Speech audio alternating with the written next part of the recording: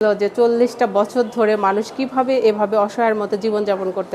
আসসালামু আলাইকুম। দেশ ও দেশের বাইরে থেকে যারা দেখছেন তাদেরকে অসংখ্য ধন্যবাদ। আসলে আমি একটা সংবাদ পেলাম যে দীর্ঘ 40 বছর ধরে স্টেশনের আশেপাশে মা মেয়ে মানে থাকে, সেটা হচ্ছে ওনাদের কোনো স্থান নেই বা থাকার কোনো জায়গা নেই। ওনারা দুজনে অসুস্থ, মেয়েটার হয়তো কখনো বিয়েও হয়নি, মাও সেভাবে, মা মেয়ে একই রকমভাবে দুইজন একে অপরের সঙ্গে থেকে নিজেরা নিজেদের মতো।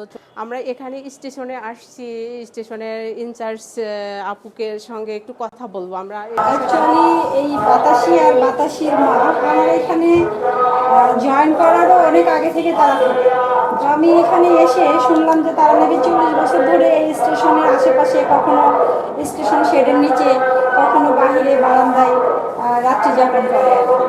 তো ওদের জন্য বাসস্থানের ব্যবস্থা করা খুবই জরুরি। ওদের কোনো আর্নিং সোর্স নাই, যে যা দেয় ওইভাবে চলে, থাকার জায়গা নেই, খাওয়া দাওয়া কষ্ট, চলাফেরা কষ্ট। তো যদি সমাজের উচ্চবিত্ত বা যাদের সাহায্য করার পসিবিলিটি আছে, তারা যদি পারে কিছু সাহায্য দিয়ে তাদের বাসস্থানের ব্যবস্থা করে দেয়, তারা আসলে খুব ভালো একটা উদ্যোগ। আমরা এখানে যথাসাধ্য চেষ্টা করি তাদের একটু দেখাশোনা করার জন্য।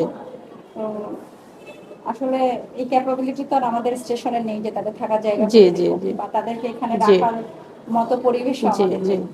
তো ওরা ওদের মতোই থাকে। যখন আমরা বলি যে না বাইরে চলে যাও, বাইরে চলে যায়, আবার আসে, আবার থাকে।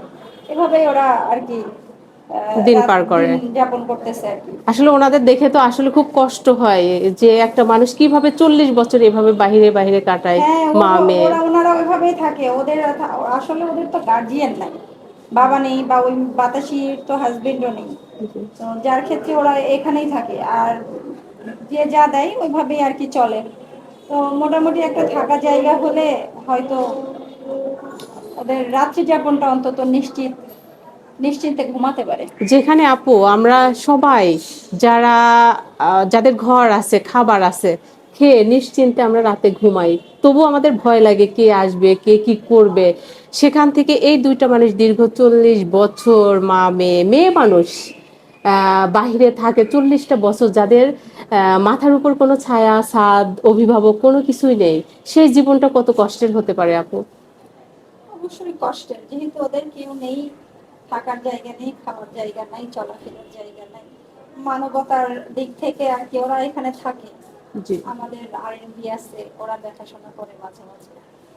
আসলে আমরাও চাচ্ছি যারা দেশ ও দেশের বাইরে আছেন, যারা আসলে এই কাজগুলোকে পছন্দ